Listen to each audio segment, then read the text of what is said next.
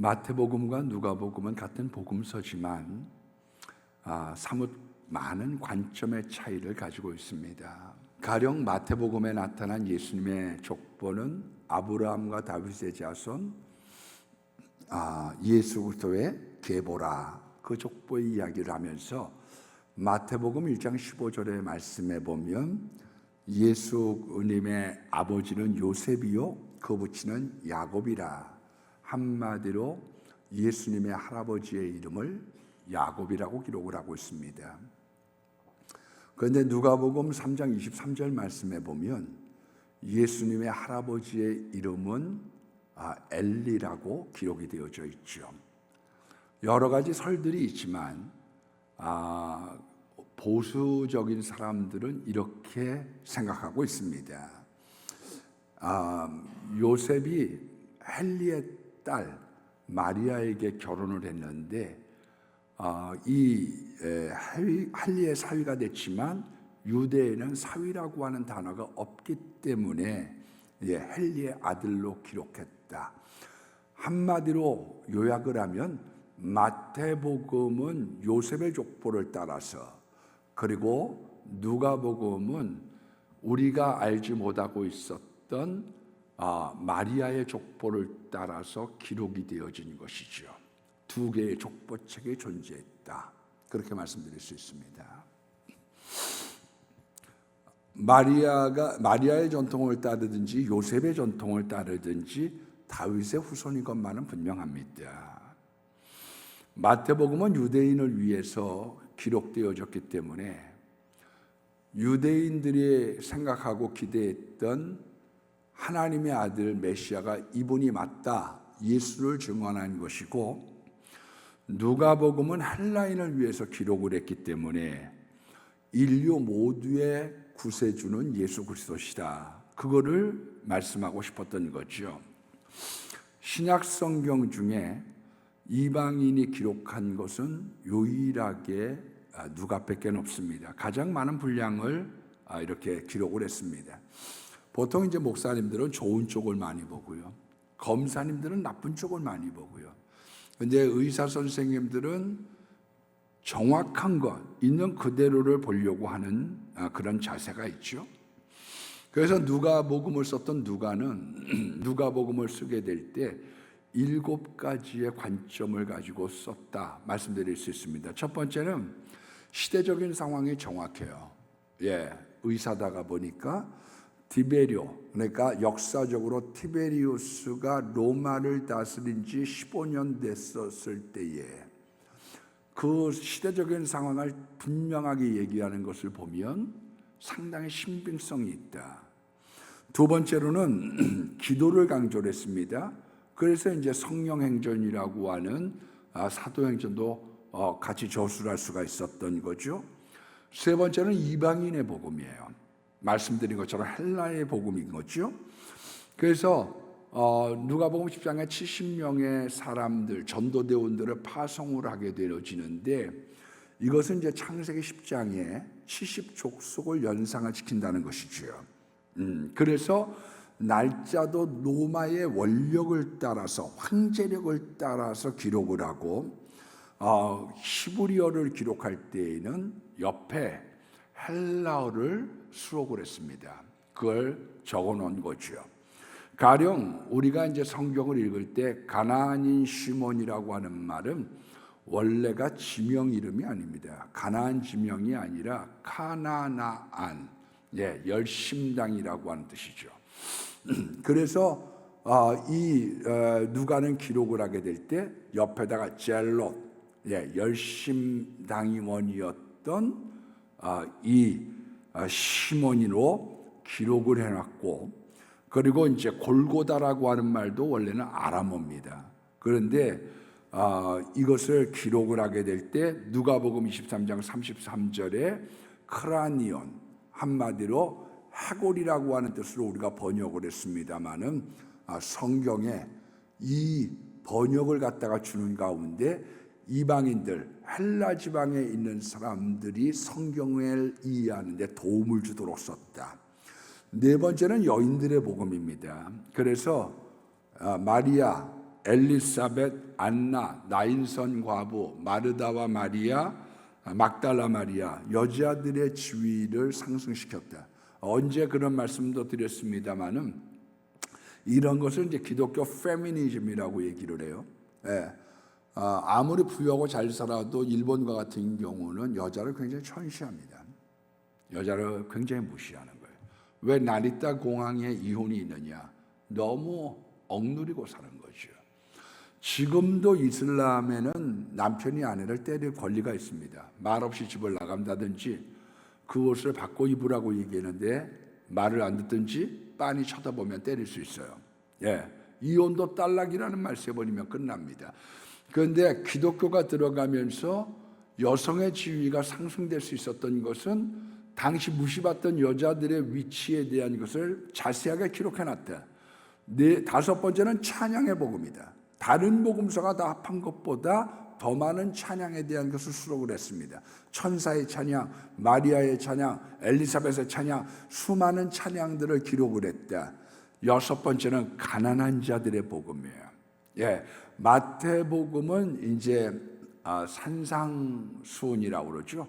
예, 그래서 저녁 때 오후에 말씀을 증거합니다. 산 위에서 부는 바람, 시원한 바람, 이 바람은 좋은 바람, 고마운 바람. 그러니까 위에서 산상수훈을 한 거예요. 그러니까 오후였다는 걸 우리가 짐작할 수 있고, 누가복음은 평지에서 복음을 증거했습니다.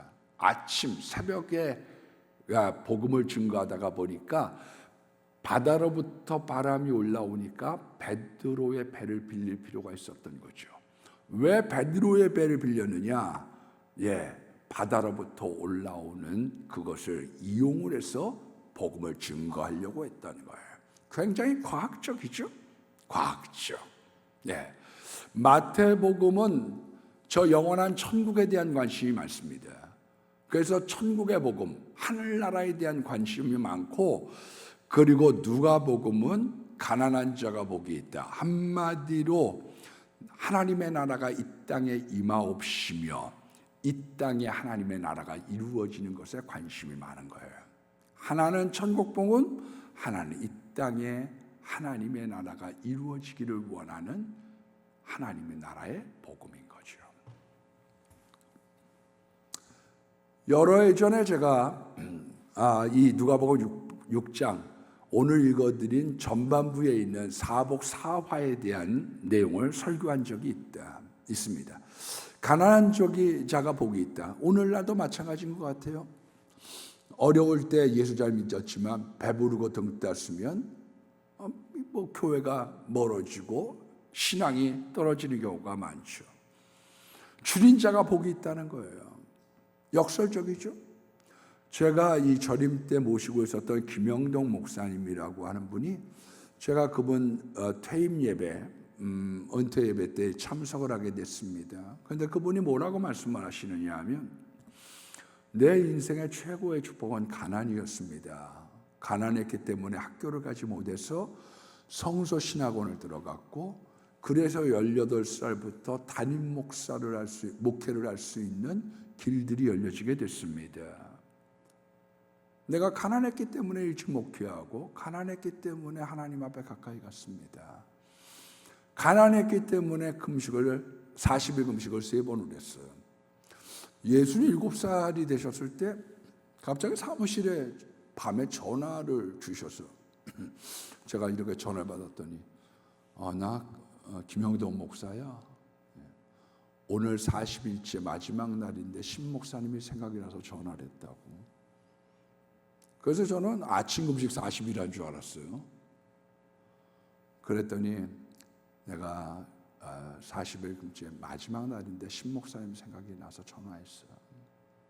내가 가난했기 때문에 금식했다. 여러분, 가난은 지혜를 갖다 줍니다. 어떤 일이든지 뚫고 나가고 해결할 수 있는 길들을 발견하는 거죠.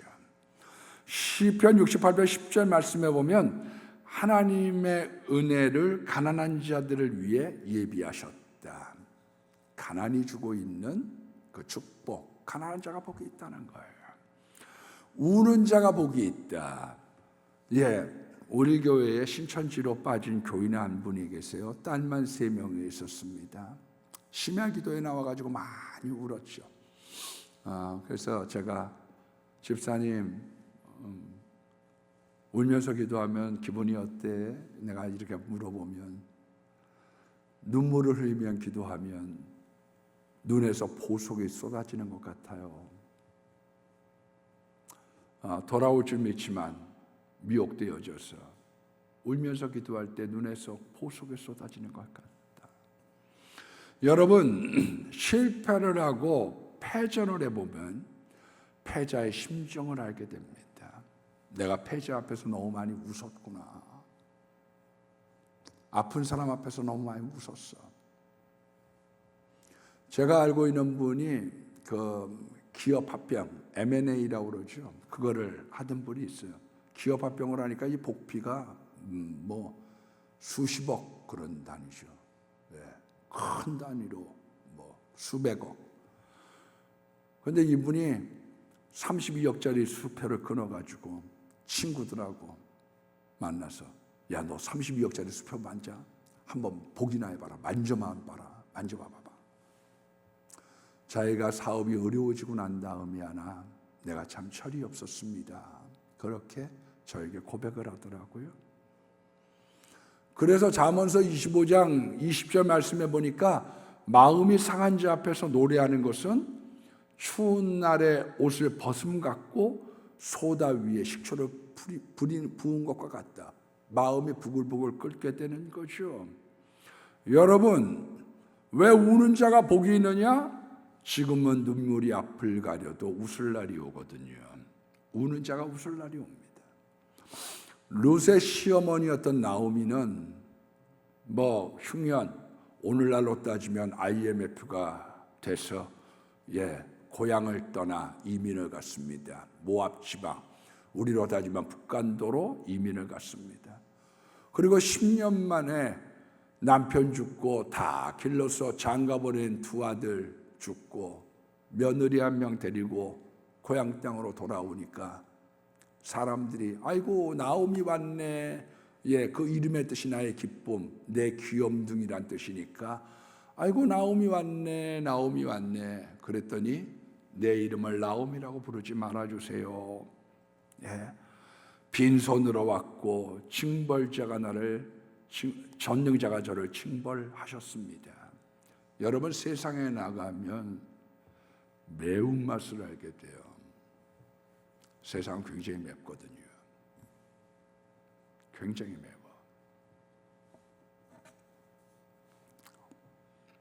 전능자가 나를 괴롭게 하셨거늘 어찌 나를 나옴이라고 부릅니까? 나를 말하라 쓴물이라고 불러주세요. 그런데 이 나오미가 살다가 보니까 손주를 알고 둥기 웃을 날이 온다는 거예요.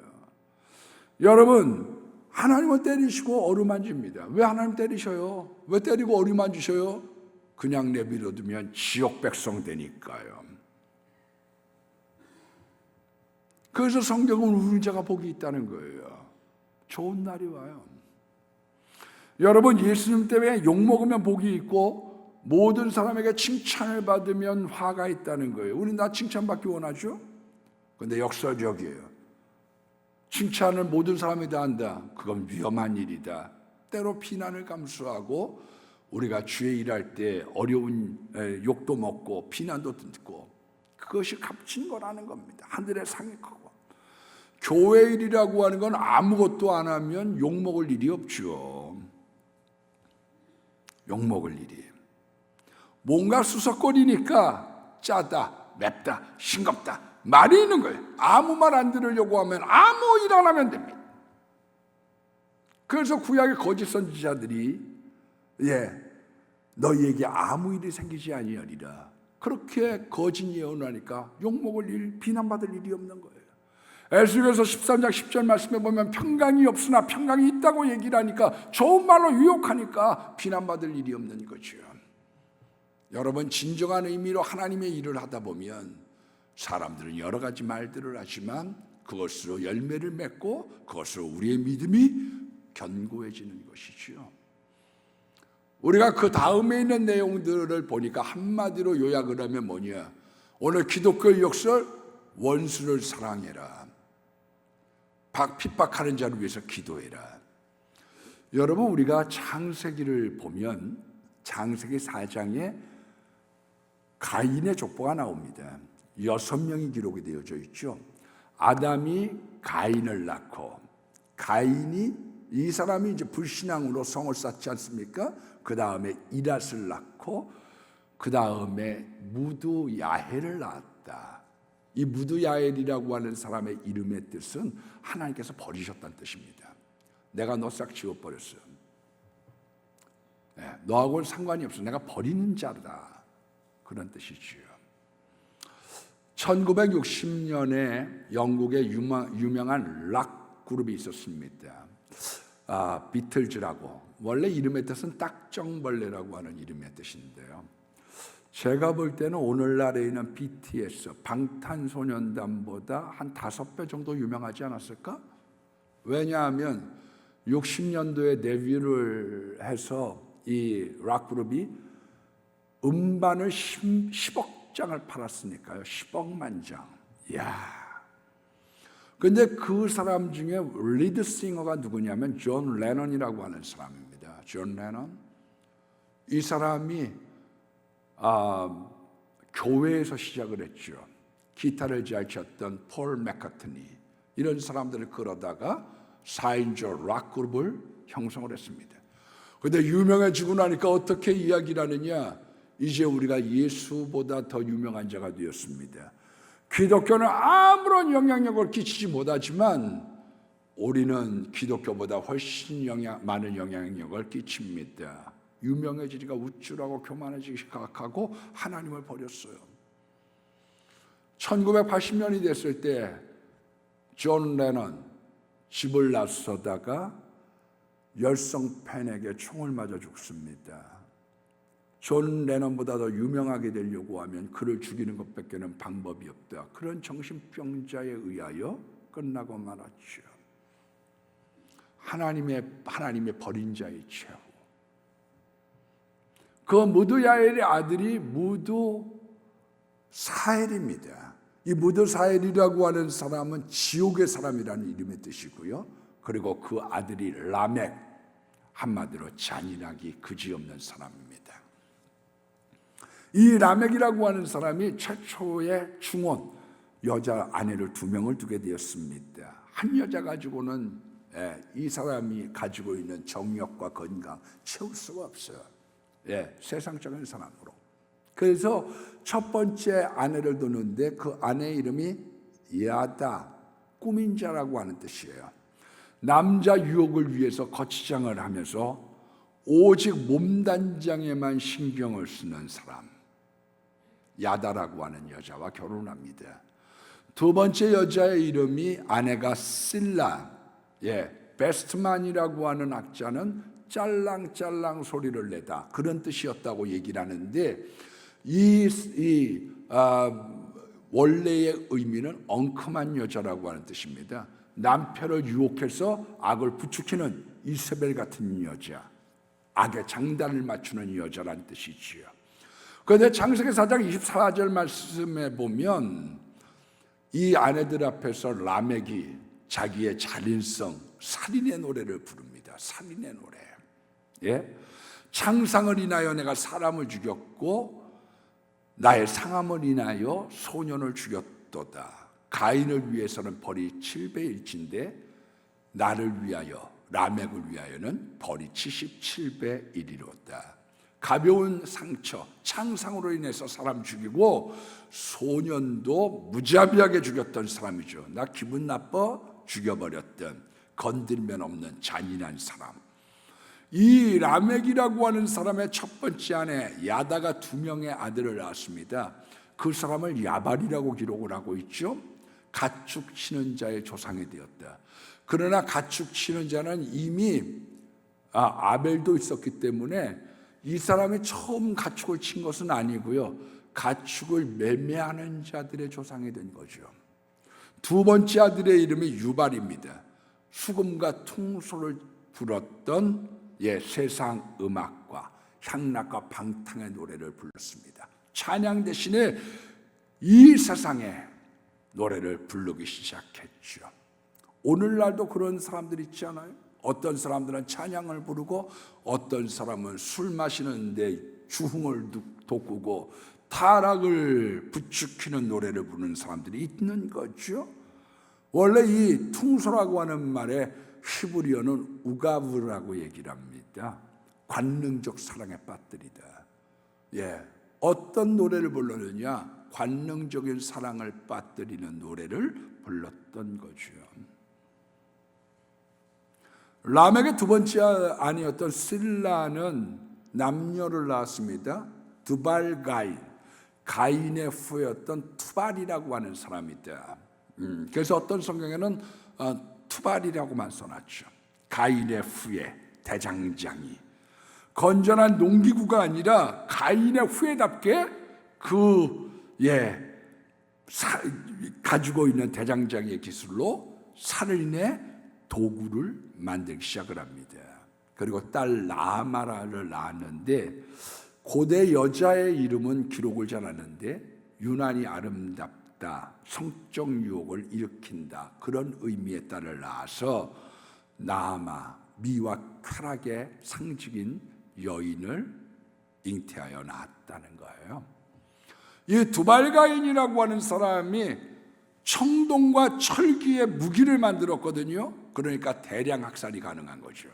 대량 학살. 그래서 영웅이 생기게 되고 영웅을 추종하는 세력들이 생기게 되고 이제는 나를 보호하는 중한편은 필요 없어. 그거는 상관없고 무자비한 응징만을 하겠다.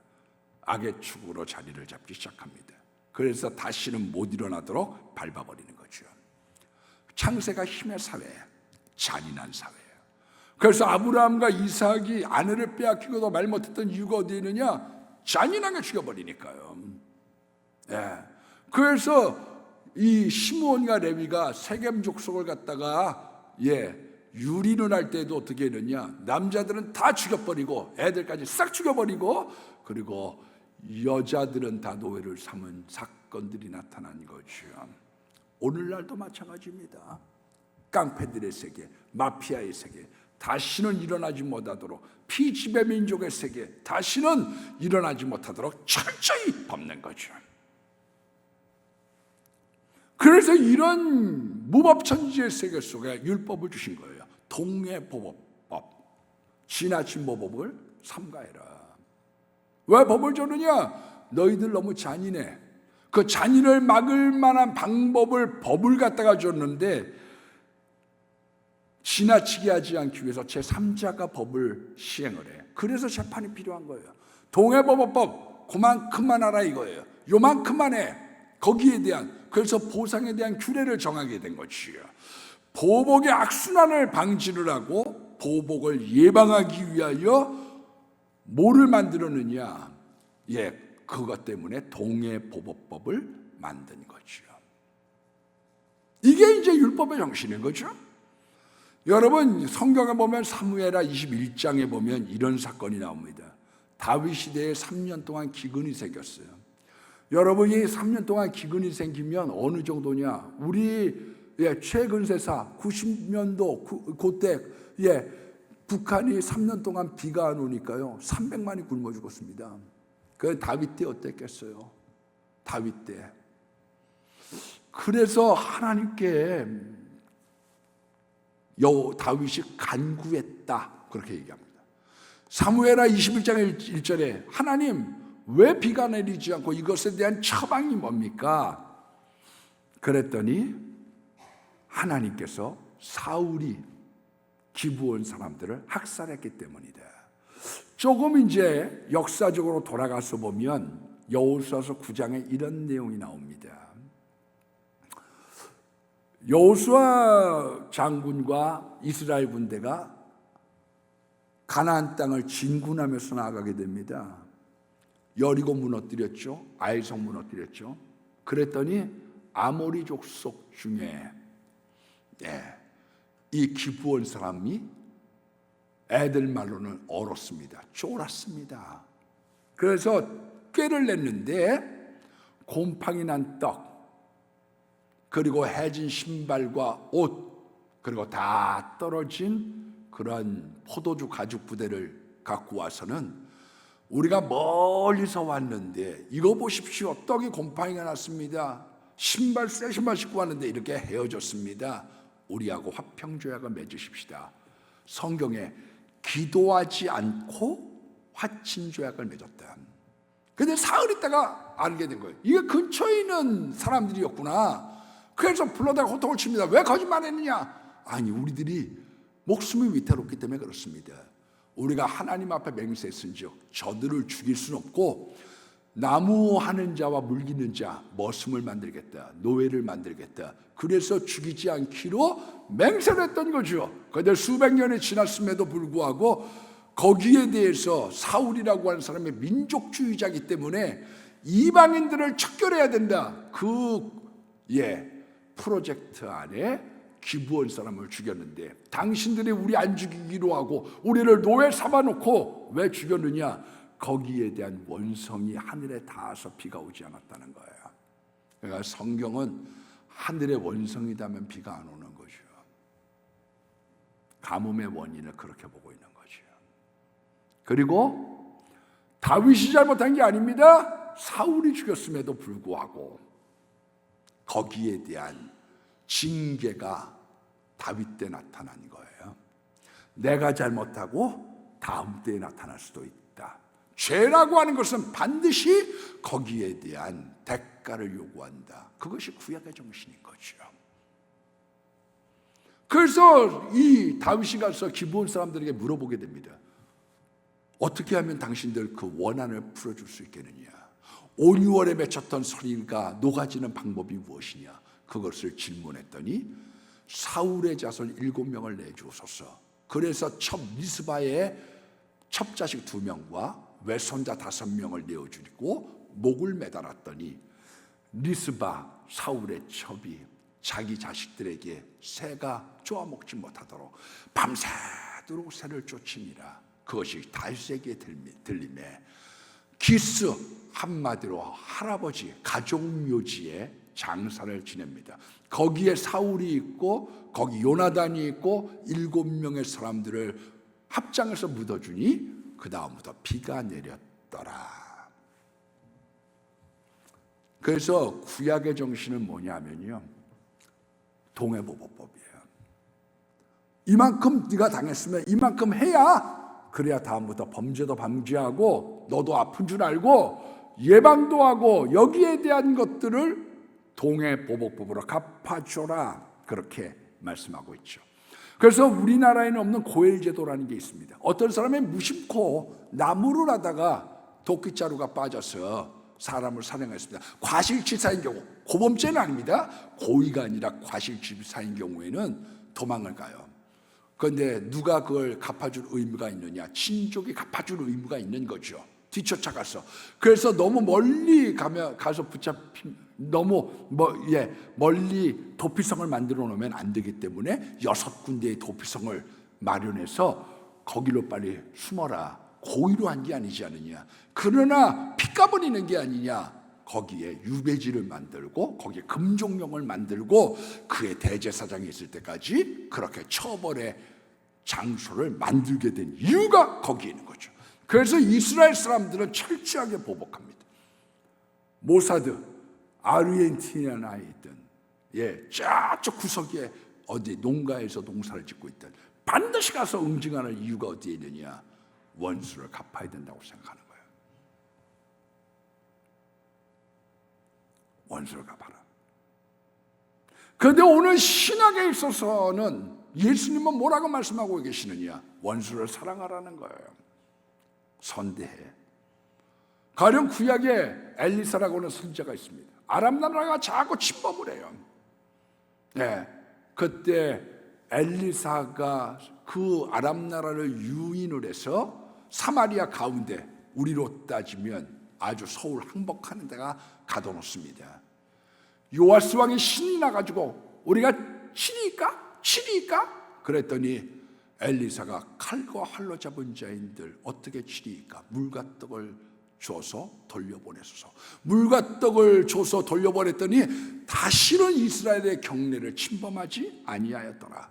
저주하는 자를 축복하고 모욕하는 자를 위해서 기도해라. 그러면 원수가 사라져요. 우리가 원수를 갚죠? 저거를 끝장을 봐야 된다고 생각하죠? 그러면 끊임없이 거기에 대한 원수와 복수가 반복이 되는데, 원수를 위해서 기도하고 원수를 위해서 저주하는 자를 위해서 축복하면 그것이 사라진다라고 하는 걸 체험할 수 있습니다.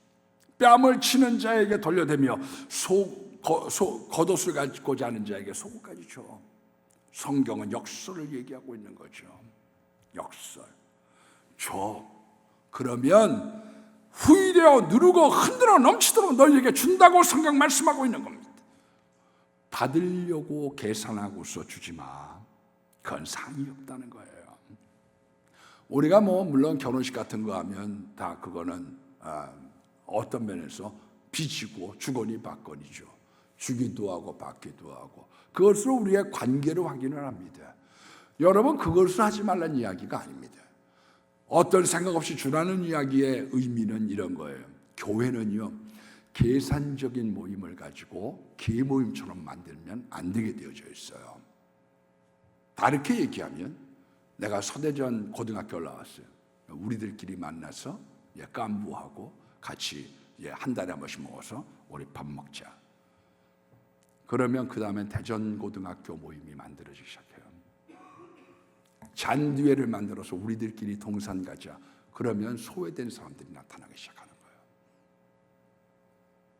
호수끼리 졸업한 사람끼리 만나가지고 돌아다니면서 우리 같이 밥 먹고 우리끼리 한마디로 깐부를 만들면 문제가 생기기 시작해요. 교회는 하나회가 있으면 안 돼요. 나는 저 사람하고 나는 이충영 집사님하고 나 구역장님하고 헤어지기 싫어요. 그래도 교회가 이제 재금 나세요. 이쪽으로 붙으세요. 그러면 또 만날 날을 기약하면서 우리 여전대에서 봐요. 우리 안내부에서 만나요. 할렐루야. 자기가 유치부에 많은 애정을 쏟았다고 할지라도 놓으세요. 그리고 이제는 학생부 가서 봉사하세요.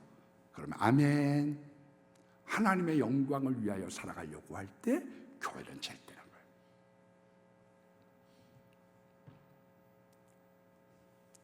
그게 하나님이 운영하시는 방법이에요. 방법. 저는 미워하는 사람 없어요. 우리 교인들 중에 없어요. 왜냐하면 다 먼저는 하나님의 은혜라고 얘기하지만 여러분들이 헌금한 걸로 제가 먹고 살고 자녀 딸도 공부시키고 다 그런 거지. 어디 가서 제가 대접을 받아도 성지교회 이름으로 대접받는 것이지. 여러분들은 미워할 리가 내가 뭐가 있겠어. 제가 반대하는 이유는 딱 하나입니다. 그러면 교회가 안 되니까. 그렇게 운영이 되면 교회가 안 되기 때문입니다. 여러분, 교회의 방식대로, 그래서 calculated love, 계산된 사랑으로 여러분들 교회가 되지 않기를 원해요. 그리고 서로 섬기고 사랑하면 하나님께서 많은 것들을 준다는 거예요. 그 교회는 되로 주고 발로 받으려고 하는 게 아니라 주고 내가 하나님의 뜻대로 살아가면 하나님께서 위로부터 가만히를 주시는 것이 하나님 복이기 때문에, 그리고 그것이 언제인지 우리는 알지 못하지만 이 땅에서 못 받으면 영원에서 받는 것이고, 우리가 자손이 받을 수도 있고, 하나님의 계획은 다윗 때의 3년의 기근처럼 하나님은 하나님의 시나리오대로 그것을 우리가 이카나미, 그것을 하나님의 경륜이라고 표현하는 거죠. 경륜.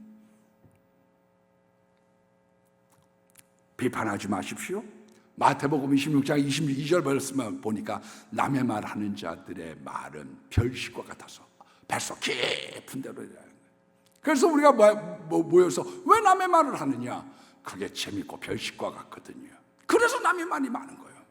그게 재밌었기 때문에. 그런데 성경은 뭐라고 얘기하고 있느냐? 그들을 격려하고 그들을 축복하고 잘되게 하라고 성경 말씀하고 있는 겁니다. 오늘 기독교는 믿음의 종교인 동시에 실천의 종교예요. 왜냐하면 실천했을 때 하나님이 왜 이 말씀을 하셨는가를 깨닫는 거죠. 예수님의 원수사랑, 예수님의 역설적 진리, 그것을 실천하고 체험하는 분들 되기를 축복합니다.